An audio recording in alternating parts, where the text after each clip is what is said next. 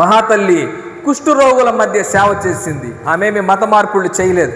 కుష్ఠరోగుల మధ్య సేవ చేసి, అమ్మా ఎందుకు నువ్వు ఇంత దారుణమైన పని చేస్తున్నావు? నువ్వు చూస్తే అందంగా ఉన్నావు, నువ్వు చూస్తే చక్కగా ఉన్నావు, నువ్వు చూస్తే సంపన్నురాలమైన బిడ్డవు కదా నువ్వు.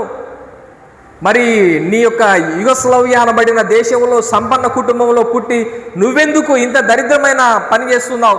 కుష్ఠరోగుల మధ్య, సగం సచ్చిన వారి మధ్య, వాసనలు కొట్టే వారి మధ్య నువ్వెందుకు సేవ చేస్తున్నావు అని అన్నప్పుడు ఆమె ఒకటే ఒక మాట అనింది, క్రీస్తు ప్రేమ నన్ను బలవంతము చేస్తాం.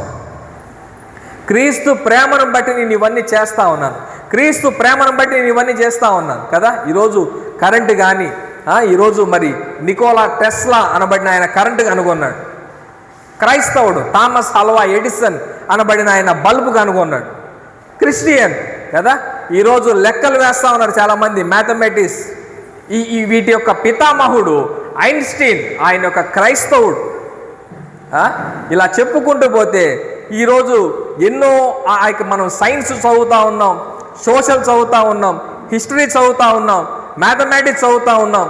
ఈ యొక్క భూమండలంలో ఎన్నో చదువులు చదువుతూ ఉన్నప్పటికీ ఈ చదువులన్నిటికీ పరిశోధన చేసి ఈ యొక్క ప్రపంచానికి అందించిన వ్యక్తులు ఎవరంటే క్రైస్తవులు. హల్లెలూయా.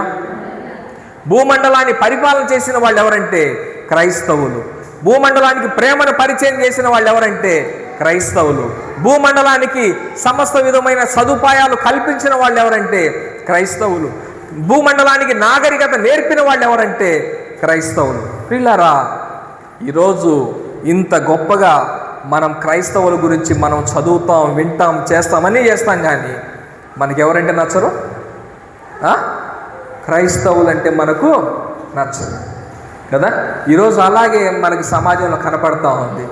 మొన్న ఇంతకుముందు కూడా నేను ఇక్కడ నుంచి వెళ్ళేటప్పుడు ఒక యాదవ కులస్తుడు పిల్లోడు, బాలాజీ అంటే అతని పేరు, మరి నన్ను ఎక్కించుకొని పోతా ఉన్నాడు. పోయేటప్పుడు మా దేవుళ్ళలో ఏం తక్కువైందని చెప్పి నువ్వు ఆ దేవుళ్ళకి పోయినావు అని అంటా ఉన్నాడు.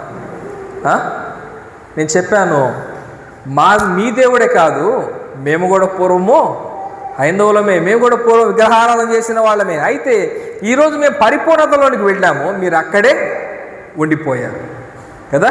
మేము నడుచుకుంటూ ఇంకొంచెం ముందుకెళ్ళాం, ఇంకొంచెం ముందుకెళ్ళి మేము అభివృద్ధిని తెలుసుకున్నాం, ఇంకొంచెం ముందుకు వెళ్ళి నిజాన్ని తెలుసుకున్నాం, ఇంకొంచెం ముందుకు వెళ్ళి దేవుని దర్శనాన్ని మేము చూసాం. కానీ మీరు మాత్రం ఇంకా అక్కడే ఉన్నారు. మీరు మాత్రం ఇంకా ఆ రాయిలో దేవుణ్ణి చూస్తున్నారు, చెట్లలో దేవుణ్ణి చూస్తున్నారు, పుట్లల్లో దేవుణ్ణి చూస్తున్నారు. మేము దీన్ని దాటుకొని వచ్చేసాం, మేము పరిపూర్ణతలోనికి వెళ్ళాము, మీ ఇంకా పసిపిల్లలుగానే మీరు ఉన్నారు. నేను ఇది వారికి చెప్పిన